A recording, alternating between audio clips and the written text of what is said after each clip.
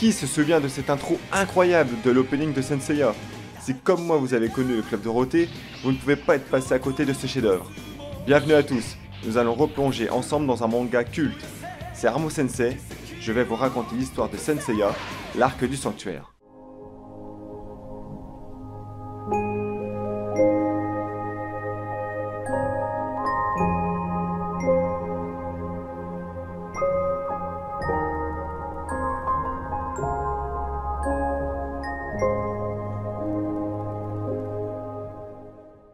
Saint Seiya va nous raconter l'histoire du chevalier Seiya.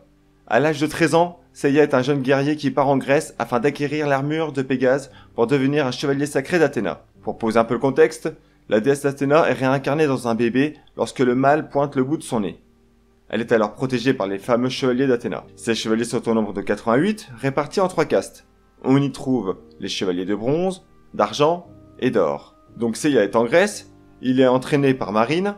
Il doit affronter Cassio qui est coaché lui par Shaina pour remporter l'armure de Pégase. Il réussit à gagner son 1v1 contre Cassio et remporte donc l'armure de Pégase. Suite à cela, Seiya repart immédiatement au Japon pour remettre l'armure à Mitsumasa Kido qui lui a promis en échange qu'il reverrait sa sœur dont il a été séparé à l'orphelinat. Mitsumasa n'étant plus là, c'est Saori sa petite fille qui propose à Seiya de participer à la Galaxia Noire, tournoi où s'affrontent tous les chevaliers de bronze. Et s'il en ressort vainqueur, elle mettra tout en œuvre pour retrouver sa sœur et en bonus, l'armure d'or du Sagittaire. Seiya blasé accepte, il n'a pas de choix, c'est la seule piste pour lui de retrouver sa sœur. Des combats se déroulent, Seiya enchaîne les victoires puis tombe sur un gros adversaire, le BG Shiryu, le chevalier du dragon. Faut savoir que la force de Shiryu réside principalement dans son bouclier par rapport aux autres chevaliers de bronze.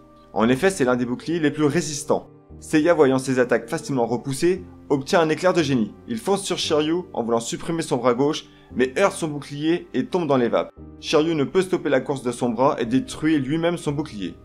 Seiya se relève, Shiryu retire son armure, mais se prend un violent coup de Seiya en plein cœur. Shiryu a l'une des attaques les plus puissantes des chevaliers de bronze, mais elle comporte un énorme défaut, c'est qu'elle laisse à découvert son cœur. L'unique façon pour sauver Shiryu, c'est de frapper dans son dos à l'endroit où se situe la patte du dragon tatoué au verso du cœur. Avec l'aide de Yoga, le chevalier du cygne, et de Shun, le chevalier d'Andromède, Seiya va parvenir à le sauver. Shun, grâce à sa chaîne nébulaire, détecte une présence maléfique. Il s'agit de son frère Ikki et de ses sous-fifres qui viennent tout simplement dérober l'armure d'or et s'éclipser. Évidemment, c'est intolérable pour nos amis. Seiya, Shun et Yoga partent à leur poursuite. Hélas, ils ne récupéreront que les bras et les jambes de l'armure, mais c'est suffisant pour que l'ennemi n'ait pas l'intégralité de l'armure. De son côté, Shiryu va partir pour Jamir afin d'y réparer son armure ainsi que celle de Seiya qui est en miettes. Une fois arrivé là-bas, Mu le met en garde. Restaurer ses armures sacrées lui coûtera la vie, car il faut verser une grande quantité de sang sur les armures. Shiryu accepte sans hésiter, mais face à sa détermination, Mu va panser ses plaies et le soigner. Seiya va recevoir son armure nickel, étincelante, apportée par Kiki, l'apprenti de Mu. Ils sont rejoints plus tard par Shiryu, qui se la pète grave avec son armure toute scintillante. Pendant ce temps-là, les autres vont affronter leur double en noir, mais littéralement. C'est-à-dire que Seiya va affronter son double en noir, Shun va affronter le chevalier d'Andromède noir, Shiryu va affronter le chevalier dragon noir. À la suite de multiples combats, ils finissent par récupérer les pièces de l'armure, et il ne reste plus Kiki à vaincre. Bon, ils le battent, ils l'éclatent. C'est là que l'on va apprendre le passé d'Ikki. En gros, il a été envoyé sur une île appelée Death Queen, c'est l'enfer, et là pour mettre un certain Guilty, qui va tuer sa propre fille, et qui, fou de rage, le tuera. Suite à cela, il va devenir le nouveau chef des Chevaliers Noirs, et obtenir l'armure du Phénix. Pendant ce temps-là, le Grand Pop, chef du sanctuaire, va envoyer Marine, qui je le rappelle est le mentor de Seiya, ainsi que Misty, un chevalier d'argent, pour tuer Seiya. Seiya, justement, vient d'être déposé sur une plage par Mu, qui demande à Kiki de le surveiller. À son réveil, Seiya tombe sur Marine et Misty qui sont venus prendre sa tête. Au départ, Marine s'occupe de Seiya et l'enterre pour mort, sauf que Misty devine que c'est une ruse de sa part, il n'est pas con le bestiau, il attaque Seiya pour qu'il arrête de jouer la comédie dans le sable et le fait sortir de sa cachette. Seiya va développer sa première technique lors de ce combat, qui va rassembler ses météores en une grosse comète. C'est le Pegasus Suiseiken. C'est cette attaque qui va permettre à Seiya de vaincre Misty. Entre temps, il y a aussi 2 joyeux lurons qui sont arrivés, Moses et Asterion, 2 chevaliers d'argent. Seiya se débarrasse de Mose, mais se fait battre par Asterion. Marine, qui a réussi à s'échapper de ses liens, va réussir à venir à bout d'Asterion. À son réveil, Seiya se retrouve accompagné de ses chers amis, Shun, Shiryu et Yoga, avec un message inscrit dans le sable par Marine, Seiya protège Athéna.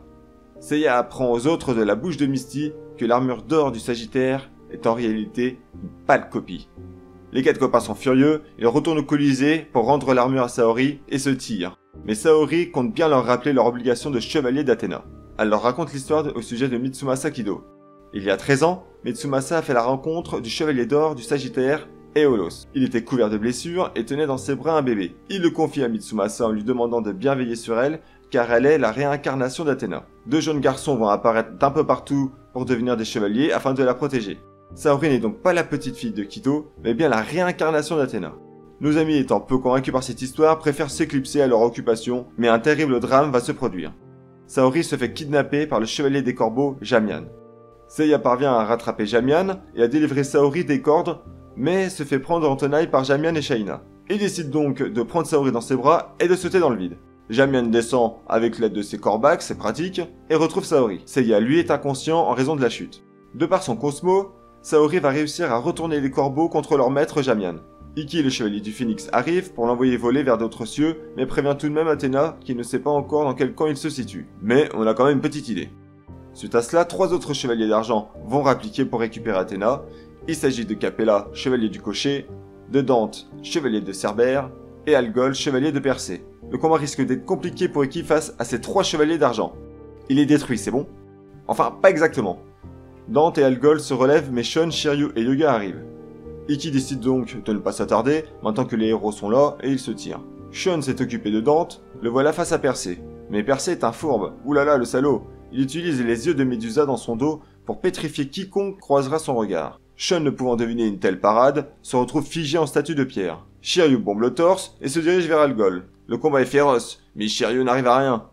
Même en se bandant les yeux, ça ne fonctionne pas, il se fait paralyser la moitié de son corps. Alors dans Senseiya, on n'a pas le temps de tergiverser, d'accord? Il faut réfléchir vite et trouver des solutions. Shiryu se crève les yeux. Voilà. C'est radical mais efficace. Et l'effet est sans attente, puisque le prochain contact entre les deux se solde par une victoire de Shiryu. Au tapis Algol, ciao. Bref, les choses sérieuses commencent. Arès, qui est le grand pop, demande à Milo, chevalier d'or du Scorpion, de tuer une bonne fois pour toutes les chevaliers de bronze. Mais Eolia, chevalier du Lion, s'y oppose et propose de s'en occuper pour laver l'affront qu'a fait son frère Éolos dans le passé en trahissant le sanctuaire. On retrouve Seiya blessé à l'hôpital, Shaina lui rend une petite visite en essayant de le tuer, rien que ça, mais ce dernier s'arrête rapidement en apercevant l'armure d'or du Sagittaire jaillir de sa boxe. Dehors, une forte lumière apparaît. Il s'agit d'Eolia, chevalier d'or du Lion, qui vient pour mettre plus bas que terre notre ami Seiya. Eolia n'hésite pas et attaque Seiya à la vitesse de la lumière, mais Shaina s'interpose afin de le protéger. Avant de s'évanouir sous les coups d'Eolia, elle avoue ses sentiments à Seiya. Seiya, fou de rage, décide donc d'en découdre avec Eolia, mais se fait repousser ridiculement. Afin d'excuser son geste pour avoir blessé Shaina, Eolia décide de partir en l'emmenant pour la soigner, en laissant la vie sauve à Seiya. C'est là qu'interviennent encore 3 chevaliers d'argent, on vous la fait plus, Dio, Algiti et Sirius. Ils ont été envoyés par Arès afin de surveiller Eolia. Voyant ce dernier épargner la vie de Seiya, ils se chargent de lui, mais une lumière éblouissante les aveugle, ce n'est autre que l'armure d'or du Sagittaire. Et cette armure d'or du Sagittaire, elle va venir se fixer d'elle-même sur Seiya, qui va parvenir à repousser ainsi les Gugus uniquement par son aura. Eolia, voyant l'armure de son défunt frère sur Seiya, décide de l'attaquer. Pourquoi? Aucune idée. C'est alors que vint Saori. Elle montre la vérité sur le grand pop et son frère à Eolia, montrant que le grand pop a voulu assassiner Saori bébé, étant la réincarnation d'Athéna. Éolos, témoin de la scène, s'interpose et s'enfuit avec le bébé dans les bras. C'est alors qu'Arès l'accuse de trahison et de kidnapping. Une fois la vérité apprise, Eolia repart pour le sanctuaire et fait face au grand pop. Mais Shaka, chevalier de la Vierge, intervient. Saori se prépare pour se rendre au sanctuaire afin de se battre contre le grand pop. Shiryu, qui est aux cascades avec son vieux maître, reçoit la visite surprise de Deathmask, chevalier d'or du cancer, venu pour ôter la vie du vieux maître, chevalier d'or de la balance. Tuku, qui est le vieux maître de Shiryu, connaît l'histoire au sujet de la trahison du grand pop et refuse depuis de retourner au sanctuaire. Alors le grand pop a demandé à Deathmask son élimination. Malgré les efforts de ce cher Shiryu, il ne peut rien contre un chevalier d'or. Mais un ami de longue date, au vieux maître, arrive pour stopper le combat. Il s'agit du chevalier d'or du bélier Mu, que l'on a déjà vu précédemment, qui a permis la reconstitution des armures qui avaient été amenées par Shiryu. Il vient avertir Deathmask de la bataille qui se prépare et l'invite donc à retourner au sanctuaire sans plus attendre. Tous nos amis de bronze sont retournés auprès de Saori et font le voyage jusqu'en Grèce pour se rendre au sanctuaire. Saori fait part de ses inquiétudes face au comportement étrange du grand Pop, lui qui se veut si gentil et bienveillant autrefois. Pour elle, il se peut qu'un chevalier d'or se cache derrière son identité. Une fois sur place, un guide leur montre le chemin et les amène à la chambre du bélier, mais avant d'arriver à la destination, celui-ci dévoile son identité, Ptolémée, chevalier de la flèche, et tire une série de flèches sur nos amis, dont une finit par transpercer le cœur de Saori. Dès lors, nos amis ne disposent que de 12 heures pour demander à Arès de retirer la flèche plantée dans le cœur de Saori. Avant de commencer leur périple, Mu leur conseille de réparer leur armure, mais cela nécessite 1 heure. Il leur dit également que ce n'est qu'une fois le 7e sens trouvé qu'ils pourront vaincre les chevaliers d'or. L'heure est passée, les armures sont nickel, ils partent pour la 2e chambre, celle du taureau gardée par Aldébaran. Ce dernier accepte de reconnaître sa défaite si Seiya lui casse l'une de ses cornes. Clairement le gars s'en branle d'eux, il ne veut même pas se battre, juste casser une corne suffit à passer. Seiya se fait malmener jusqu'à ce qu'il comprenne qu'au moment de lancer son attaque, Aldébaran se retrouve à découvert assez longtemps pour être attaqué, un peu comme Shiryu précédemment. Seiya s'exécute et lui casse l'une de ses cornes, permettant à nos amis de se rendre à la 3e chambre, celle du Gémeaux également nommée le labyrinthe. Effectivement, lorsque nos amis courent pour traverser le temple, ils reviennent au point de départ. Ils finissent par être séparés en 2 groupes. Chacun des groupes va se retrouver face au chevalier d'or des Gémeaux, Gemini. Shiryu, grâce à sa cécité, ne se fait pas avoir par les illusions lancées par Gemini et parvient à retrouver la sortie. De leur côté, Shun et Yoga attaquent le chevalier leur faisant face, mais se font renvoyer leur attaque. Yoga tombe inconscient d'ailleurs, en prenant de plein fouet sa propre attaque. Shun s'aperçoit que sa chaîne ne réagit pas, car il s'agit d'une illusion. Gemini envoie Yoga et Shun dans une autre dimension, Iki, présent sur l'île Canon, qui est non loin du sanctuaire, va déstabiliser la méditation de Gemini, ce qui va stopper l'illusion et permettre ainsi à Shun de découvrir la sortie du temple. Mais Shun il se dit, bon, bien beau tout ça, mais moi j'ai mon pote aussi qui reste en arrière. Donc il va retourner pour aider Yoga à sortir de l'autre dimension. Dès lors, qu'est-ce qui se passe? Shun se fait à nouveau prendre par la même attaque, mais cette fois-ci, il va réussir à concentrer son Cosmo jusqu'au 7e sens et attaque directement Gemini à travers l'espace-temps. Dès lors, Shun est libéré de la dimension et peut partir. Cette fois, il s'en fout complètement de Yoga, là il se tire le frérot. Justement, en parlant de Yoga, ce dernier se réveille dans le temple de la balance. Yoga fait face à Camus, son maître le chevalier d'or du Verseau. Celui-ci, pour le provoquer, avoue avoir détruit le bateau où repose sa mère morte. Yoga, pas content du tout, l'attaque tant bien que mal, mais se fait éclater la gueule. Camus le condamne dans un cercueil de glace avec son Aurora Execution. De l'autre côté, Shiryu et Seiya arrivent à la chambre du cancer. Ils y trouvent un endroit rempli de visages morts qui sont les victimes de Death Mask. Shiryu demande à Seiya de continuer son chemin, qu'il va gérer solo le bonhomme. Death Mask utilise alors de suite sa technique Sekishiki qui envoie Shiryu dans la zone entre la vie et la mort où errent les âmes. À ce moment-là, Shiryu retrouve la vue. Rappelez-vous, il s'était percé les yeux afin de vaincre le chevalier Algol. Saori renvoie Shiryu dans le monde réel, mais une nouvelle fois, Death Mask le renvoie dans le monde des âmes. Tout ça pour ça. Death Mask le rejoint pour en finir une bonne fois pour toutes dans le monde de Sekishiki. Il va le traîner jusqu'au puits des âmes pour l'y jeter. Mais comme tout connard méchant, il fait son beau et le tient par la main, et au moment de le jeter, il ressent les prières venant de Shunrei, la nana qui se frotte à Shiryu dès qu'il rentre à la grande cascade. Pour y mettre fin, Death Mask fait léviter Shunrei et la fait tomber dans la chute de Rosanne. Shiryu lui dit « Pas cool ça mec !» Alors pas content, il expose son cosmos et fracasse Death Mask. Death Mask pousse Shiryu au bord du précipice, ce dernier se crispant au bord à une main. Les âmes pleines de rancœur envers Death Mask se jettent sur lui pour se venger, mais ce dernier explose son aura pour les faire tomber dans le puits. Shiryu parvient à remonter et frappe directement Death Mask. Les parties de l'armure d'or se retirent volontairement comme s'il n'était plus digne de porter l'armure d'or du cancer. Death Mask se retrouve sans armure, et Shiryu par fierté décide donc de se battre lui aussi sans armure. Un parfum de testostérone se fait sentir. Il monte alors son cosmos à son paroxysme et réussit à faire tomber Death Mask dans le puits avec son fameux Rosan Shoryua, puis retourne à son corps où il retrouve Shun. Chose importante à souligner, c'est à partir de ce moment-là que Shiryu retrouve entièrement la vue.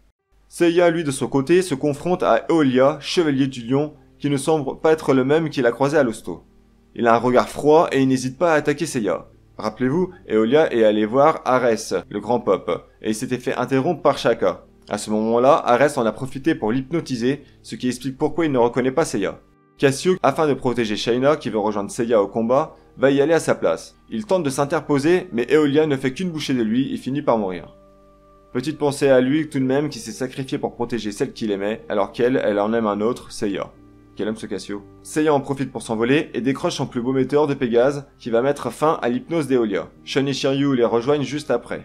Prochaine chambre, celle du chevalier d'or Shaka de la Vierge. C'est l'homme qui se rapproche le plus de Dieu. Il médite des heures et des heures les yeux fermés en mode badass. Nos amis tentent de l'attaquer en mode débile et se font repousser comme des bolos. C'est uniquement au moment où Shaka s'en prend à Shun qu'Iki intervient. Oui, tant que ça ne concerne pas Shun son frère, Iki prend son temps et s'en va à la race des autres. Shaka va utiliser le Rikudo Rine qui offre le choix à Iki où il sera envoyé. Il a le choix entre l'enfer, le monde des démons, des bêtes, des carnages, des hommes et le paradis.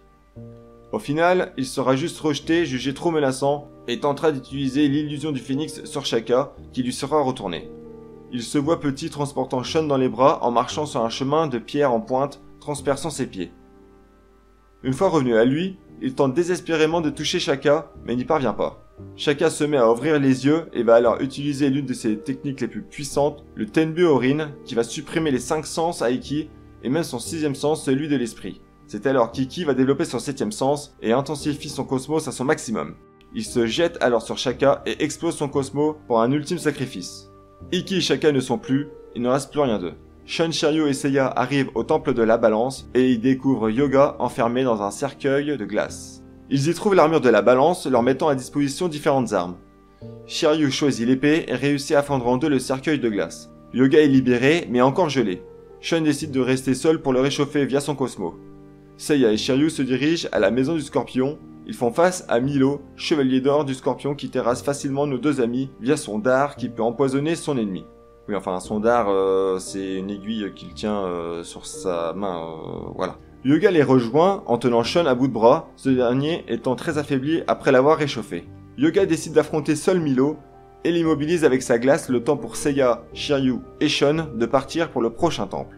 Milo utilise d'emblée la même technique que pour Seiya et Shiryu, à savoir restriction, qui consiste à paralyser l'adversaire. Mais Yoga s'en protège via une barrière de glace. Dès lors, Milo utilise l'aiguille écarlate, qui consiste à infliger 15 coups représentant la constellation du Scorpion sur le corps de l'adversaire, et aboutissant inévitablement à la mort lors du 15e coup appelé l'Antares.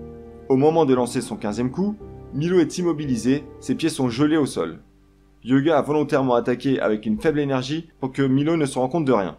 Dès lors, Yoga utilise sa plus puissante attaque, Aurora Thunder Attack. Le coup porté par Yoga n'a eu aucun effet car son corps est engourdi via les attaques reçues.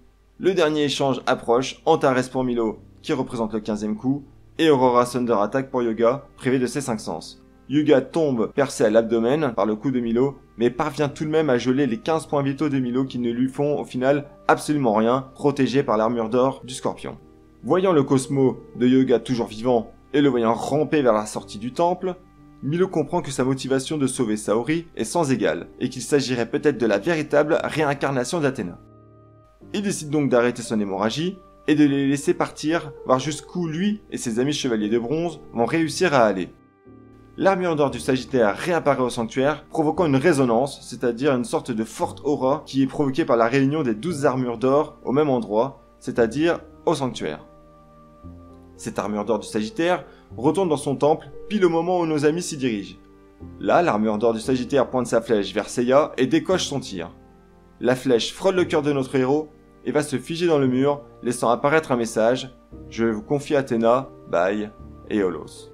Plus motivés que jamais, nos héros se dirigent vers le temple du Capricorne. Ils le traversent, mais au moment de sortir, une onde vient couper le sol en deux. Shiryu, voyant le coup arriver, pousse ses 3 compagnons de l'autre côté du précipice. Il reste seul au temple du Capricorne, car il sent arriver le coup du chevalier chargé de protéger ce temple. Effectivement, Shura, le chevalier du Capricorne, apparaît devant Shiryu. Shura qui est l'auteur de la mort d'Éolos, le frère d'Eolia. Shura utilise son bras et ses jambes comme Excalibur, l'épée légendaire qui tranche absolument tout. Il découpe ainsi l'armure de Shiryu très rapidement, ainsi que son bouclier, qui décidément ne sert absolument à rien. Au moment de lui assigner le coup de grâce, Shiryu réussit à parer le coup par la force de ses mains et contre-attaque par une puissante attaque qui fait reculer Shura. Shiryu concentre son Cosmo pour lancer son Rosan Shoryua, mais Shura lui prévient qu'il connaît son point faible. Shiryu n'en a rien à foutre de ce qu'il peut dire, il s'exécute, mais il a une autre idée derrière la tête. Il va laisser Shura transpercer son torse pour lui briser son poignet. Pas con du tout, Shiryu. Le poignet de Shura est certes brisé, mais ça ne change pas pour autant la situation. Shiryu peine à se relever et n'a d'autre choix que d'utiliser sa plus puissante technique, mais qui mène à sa mort, le Rosan Koryua. Cette technique consiste à prendre par le dos Shura, à s'envoler dans les airs, un peu à la Rock Lee contre Gaara. Le problème, c'est qu'à la vitesse où ils montent dans les airs, le frottement de la chaleur sur leur corps, et surtout sur celui de Shiryu qui ne possède plus son armure, va le transformer en moins de 2 en calcifère. Pendant qu'il monte dans les cieux, Shiryu explique qu'il est prêt à mourir pour protéger Athéna. Shura comprend que sa détermination est sans faille. Il ne veut pas qu'un homme tel que lui meure aussi bêtement. Du côté du Hyuga, il y a du nouveau. Il va de nouveau affronter Camus qui est son maître. Camus utilise sa technique de l'Aurora Exécution qui balaye Hyuga et décide d'utiliser à nouveau le cercueil de glace pour mettre fin à ses souffrances. Faut savoir que pour en sortir de ce cercueil de glace, il faut égaler le froid de Camus et atteindre le zéro absolu, à savoir moins 273,15 degrés. Et il y arrive, ce con. Hyuga parvient à sortir du cercueil. Malgré la fatigue et ses blessures face à Milo, il attaque Camus instantanément. Leurs attaques respectives sont de forces égales, mais Hyuga va parvenir à l'encaisser pour la renvoyer à Camus, allant jusqu'à lui geler son épaule. À bout de force et limite inconscient, il imite son maître qui prépare à lancer l'Aurora Exécution. Au dernier moment, il s'éveille au 7e sens, puis tous les deux lancent leur attaque. Camus reste conscient le temps de saluer la performance de son élève, puis les deux s'écroulent. Il ne reste plus qu'un temple, celui des poissons, gardé par Aphrodite, le BG, le beau gosse, le plus beau des chevaliers. Shun demande à Seiya de lui laisser Aphrodite, responsable de la mort de son maître. Shun retient Aphrodite avec sa chaîne pour laisser passer Seiya, pour qu'il puisse rejoindre le grand pop au plus vite, mais une fois le temple traversé, c'est une montée remplie de roses et de ronces qui attend Seiya. Seiya, il n'a pas trop envie de réfléchir quoi. Il fonce, rien à foutre, on verra bien ce qui se passe. Le gars, au bout de 2 mètres, il s'écroule quoi, déchiré par les roses qui contiennent du poison. Aphrodite avoue avoir tué Dédalos, le maître de Shun, car il ne répondait plus aux appels du grand pop. Aphrodite lance Royal Demon's Rose, qui plonge Shun dans une sorte de sommeil. Mais repensant à son maître, cela lui redonne des forces, il se réveille. Pas folle l'attaque d'Aphrodite sur ce coup-là. Cette fois-ci, c'est à Shun de passer à l'offensive, ou plutôt à la défensive, puisqu'il va utiliser sa chaîne pour se protéger des attaques de Rose d'Aphrodite. En utilisant sa Wave Chain, Shun parvient même à toucher Aphrodite. Fier de ce succès, il utilise à nouveau cette attaque, mais se voit paré par une rose noire, qu'on appelle en France Rose Purna, qui détruit tout ce qu'elle touche. Aphrodite lui envoie ses roses noires, détruisant à la fois sa chaîne d'attaque et celle de défense. Shun tombe au sol touché par les épines des roses noires. Il parvient à se relever, et là on apprend pour la première fois qu'il peut se battre sans sa chaîne, ce con. Il lance sa technique Nebula Storm, qui est une attaque provoquant des tourbillons en modifiant la densité de l'air. Aphrodite, méfiant de cette attaque, utilise sa dernière carte, la rose blanche. Les deux lancent leur dernière attaque, Nebula Storm propulse Aphrodite dans les airs et retombe mort tandis que Shun se prend la rose blanche plantée dans son cœur qui va se remplir de son sang et le faire s'écrouler au sol. Pendant ce temps, la marine arrive pour sauver Seiya en lui mettant son masque sur le visage afin de le préserver du parfum des roses. Elle parvient à l'aider quelques mètres puis tombe à son tour. Seiya utilise Pegasus Ruiseiken pour balayer toutes les roses afin de pouvoir grimper sans encombre et confie Marine à Shaina qui arrive à son tour. Seiya se présente devant la porte du grand pop. À l'intérieur, il y trouve un grand pop, chaleureux et gentil qui se repent de ses crimes et actes odieux. Il lui confie qu'il ne peut pas retirer la flèche incrustée dans le cœur d'Athéna, mais que derrière lui se trouve la statue d'Athéna tenant un bouclier à la main gauche et Nike à la main droite. Nike qui a pris ici notre forme, celle du sceptre doré que possède Athéna. En revanche, le bouclier a le pouvoir de soigner toute maladie ou blessure. Si Seiya parvient à diriger le bouclier en direction de la flèche plantée dans la poitrine d'Athéna, il y a une chance que la flèche disparaisse. Le grand pop tout d'un coup a mal au crâne et demande à Seiya de se dépêcher pour aller sauver Athéna. Mais une fois le dos tourné, Seiya se fait attaquer par le grand pop qui a changé de visage et de couleur de cheveux. Il est passé du bleu au gris. De son côté, Marine raconte à Shaina qu'elle a grimpé Star Hill, l'endroit le plus proche des cieux où seule la génération des grands pop y ont accès pour y contempler le futur de la Terre dans les étoiles. Là-haut, elle y trouve le corps du grand pop, elle sait qu'il ne s'agit pas du grand pop, que quelqu'un d'autre a pris son identité. De retour sur Seiya, il découvre que le grand pop est en réalité le chevalier du Gémeaux, il se fait priver de ses 5 sens, mais cela ne l'empêche pas de se battre pour autant et réussit même à utiliser son Pegasus Ruiseiken à la vitesse de la lumière contre le grand pop. Gemini se relève et porte un coup directement dans le ventre de Seiya, mais ce dernier dans un dernier acte s'envole dans les cieux en utilisant le Rolling Crash pour éclater la sale face de Gemini au sol. Malgré ses efforts, Gemini se relève sans le moindre dommage. Pendant ce temps, le chevalier Mu reçoit par télépathie une demande de Shaka. Il a besoin de son aide pour être téléporté avec Ikki. Effectivement, Shaka décide d'aider Ikki car il a réussi à semer le doute sur la réincarnation d'Athéna. Il lui reforme son armure et Ikki part rejoindre Seiya. Sur son chemin, Ikki va d'ailleurs croiser Shiryu qui vient de tomber du ciel recouvert par l'armure d'or de Shura afin de le protéger. Shura a été convaincu par Shiryu. Rappelez-vous plutôt, Shura souhaitait que Shiryu vive. C'est la seule solution qu'il a trouvée. De retour sur Seiya, Gemini s'apprête à lui donner le coup de grâce, jusqu'à ce qu'il aperçoive le casque de son armure pleurant. Gemini explique qu'il y a toujours eu des crimes, que Poséidon, Hadès ou encore Zeus essaieront de prendre la Terre et qu'il faut bien que quelqu'un de fort les en empêche. Gemini va pour finir Seiya, mais Ikki s'interpose. Oui, Ikki intervient pour sauver quelqu'un d'autre que Shun. Pendant qu'Ikki combat Gemini, Mu apprend à tous les autres chevaliers d'or que le grand pape actuel n'est autre que Saga, le chevalier d'or des Gémeaux, et qu'il a tué l'ancien grand pape. Saga confirme ses dires et souhaite obtenir le bouclier et le sceptre d'Athéna afin de régner sur les terres. Ikki va être mis au tapis lorsque Saga va utiliser sa technique très puissante, le Galaxian Explosion.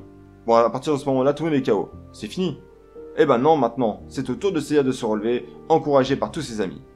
Ikki parvient difficilement à tenir sur ses jambes, mais ça permet à Seiya d'éviter le Galaxian Explosion de Saga. À la façon d'un Genkidama, Seiya reçoit le cosmos de tous ses amis pour qu'il puisse se relever et attaquer Saga qui prend de plein fouet son Pegasus Suiseiken. À son réveil, Saga fonce vers le temple d'Athéna et aperçoit Pégase. Il réussit à prendre le bouclier sur la statue d'Athéna et le dirige vers Athéna ainsi que Saga, ce qui va avoir pour effet de supprimer la flèche plantée dans le cœur de Saori, mais également de redonner son état normal à Saga.